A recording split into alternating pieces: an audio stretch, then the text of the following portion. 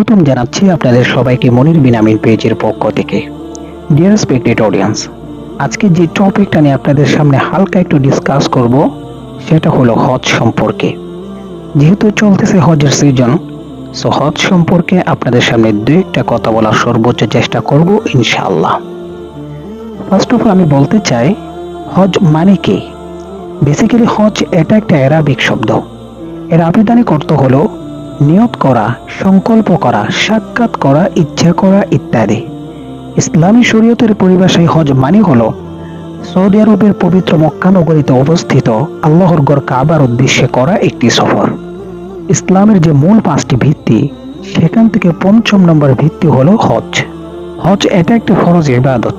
তবে কার জন্য ফরজ? ওয়ালিল্লাহি আলান নাসি হিজ্জুল বাইতি মান ইসতাতাআ ইলাইহি সাবিলা। আল্লাহর জন্য হজ করা, আল্লাহর উদ্দেশ্যে হজ করা, তার উপর ফরজ করা হলো, ওই ব্যক্তির উপর ফরজ করা হলো যার এখানে আসার সামর্থ্য রয়েছে, অর্থাৎ মক্কায়। ওয়ামান কাফার, আর যে ব্যক্তি এটাকে অস্বীকার করে তাহলে সে জেনে রাখুক ফাইন্নাল্লাহা গনিয়্যুন আনিল আলামিন, নিশ্চয় আল্লাহ তাআলা জগৎবাসী থেকে মোকাপেক্ষীহীন। তার মানে হলো আপনি হজ করলেও আল্লাহর কোনো লাভ নেই, আর আপনি হজ না করলেও আল্লাহর কোনো ক্ষতি নেই। অবভিয়াসলি তিনি জগৎবাসী থেকে মোকাপেক্ষীহীন, তিনি কারো উপর ডিপেন্ডেন্ট নন। আমি যদি আরেকটু বিশ্লেষণ করি, যে ব্যক্তি নিজের স্থান থেকে পবিত্র মক্কা নগরী পর্যন্ত যাওয়া আসার খরচপাতি যার ভেতর থাকবে এবং হজ করতে যতদিন সময় লাগে সে সময় পর্যন্ত তার পরিবারকে ভরণ পোষণ দিতে পারবে, এতটুকু এবিলিটি যার আছে তার উপর জীবনে একবার হজ করা ফরজ। তারপর আসে যে ঘরটা তাওয়াফ করা হয়, ওই ঘর সম্পর্কে আল্লাহ তাআলা কি বলেছেন? আল্লাহ তাআলা বলেন, ইন্না আউওয়ালা বাইতিন উযিআ লিন-নাসি লাল্লাযী বিবাক্কাতা মুবারাকান ওয়া হুদাল লিল আলামিন। নিশ্চয়ই মানব জাতির জন্য সর্বপ্রথম যে ইবাদত গৃহটি নির্মিত হয়েছে, সর্বপ্রথম যে ইবাদত ঘরটি নির্মিত হয়েছে সেটি হলো মক্কায় অবস্থিত, আর এটাকে কল্যাণ ও বরকতময় করা হয়েছে। ওয়া হুদাল লিল আলামিন, এবং সৃষ্টিকুলের জন্য গাইড করা হয়েছে, পথ প্রদর্শক করা হয়েছে। আমি ইতিহাস ঘেঁটে দেখেছি, আল্লাহ তাআলার ঘর কাবাকে বাইতুল আতিকও বলা হয়। আতিক শব্দের অর্থ হলো ইন্ডিপেন্ডেন্ট, স্বাধীন।